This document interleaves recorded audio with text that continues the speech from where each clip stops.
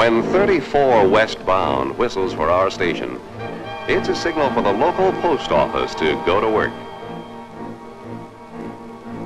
Probably the most precious of the cargoes carried is the mail.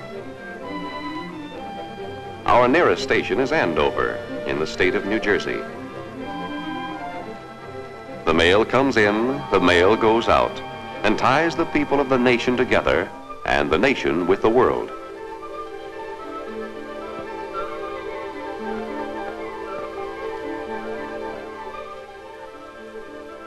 Each day, Ed Talpin of the railroad trundles a whole mass of hope and business, of love and law, of friendly greetings and news, and sometimes disappointment, down the street to the post office.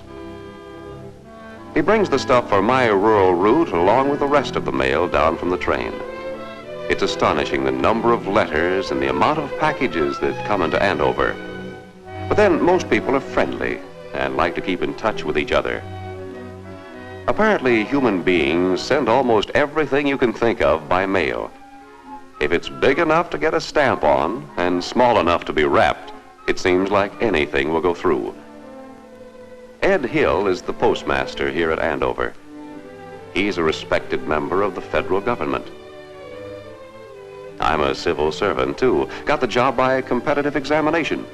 Held it now for 21 years. I enjoy distributing the mail on the route.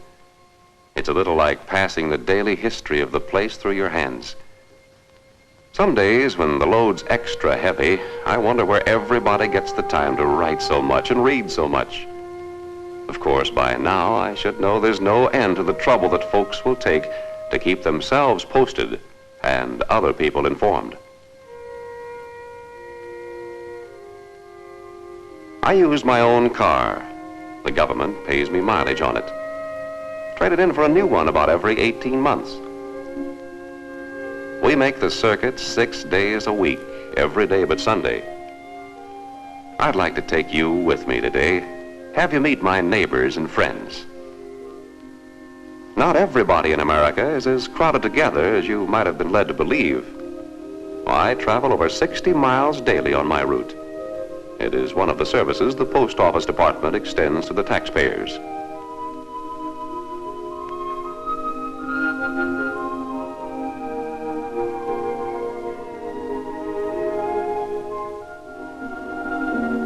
This is Andy Carmichael's place. It's a good farm, but then Andy's always trying. Never saw such a man for improving the breed. Chickens, cattle, hogs. Always writing for information and ideas, and always getting them. I'll bet there's stuff in this mail coming in from the Department of Agriculture in Washington and the University at New Brunswick. And Andy always writes back and tells them what he's found out. John Ram has the place next to the Carmichaels. When the little flag is up, I know there's a pickup to be made. Mr. and Mrs. Ram have a married daughter out west, and Mrs. Ram gets a letter off to her nearly every day. She never has a stamp, though. Don't understand it, but she always leaves 3 pennies in the box. Stamping letters is another one of the services of a rural route.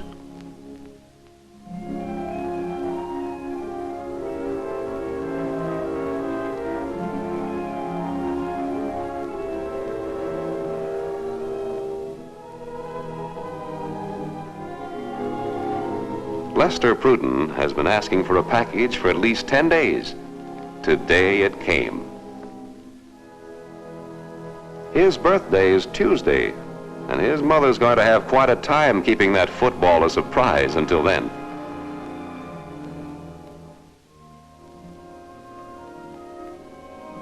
Most of the people along my route come down to the box for their mail. But today I had an extra special reason for making delivery right to the door.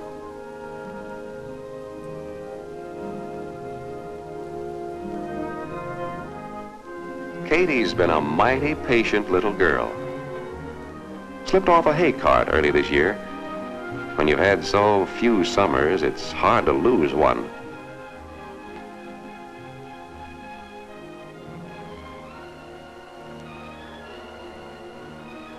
It'll be good to see her down at the box again.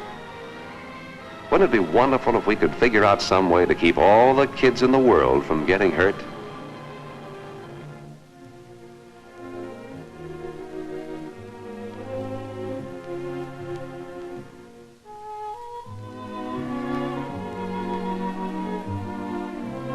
Usually, along with the rest of the mail, there'll be a love letter or two.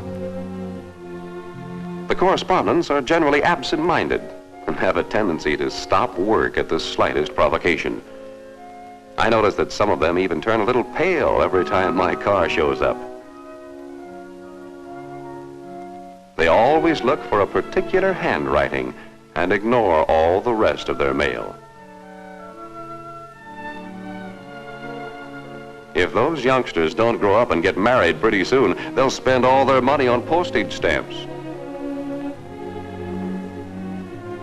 I'm ashamed to admit it, but a dog's been carrying on a feud with me for 3 years.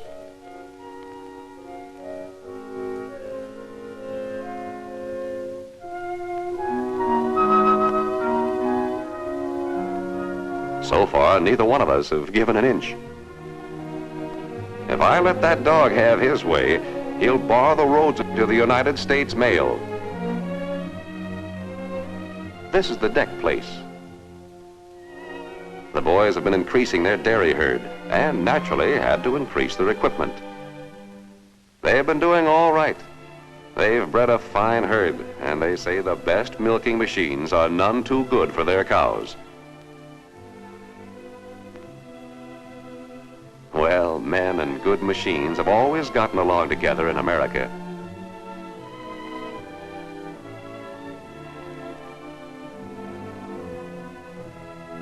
The lines go out all over the world. Danny Mack has started a foreign stamp collection since he began getting letters from friends abroad. Danny's ma says he's saving the letters too. He may go abroad someday and have a chance to meet his friends face to face.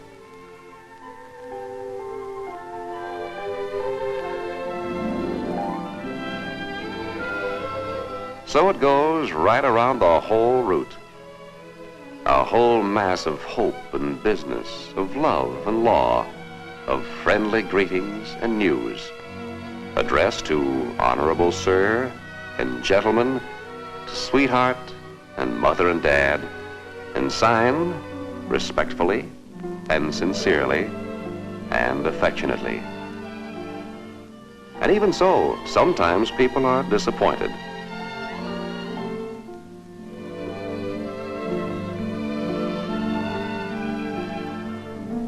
Abigail Squires markets her eggs by mail to special clients in the city now. The folks buy stamps, insure their shipments, get the news, send cakes and clothes to their kids away in school. Another day on the rural delivery route is done.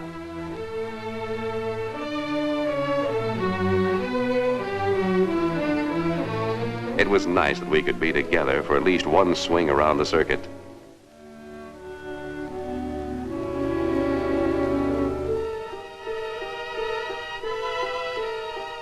We finished right on time. You can tell it's near the end of the day when Mr. Dennis starts sweeping up.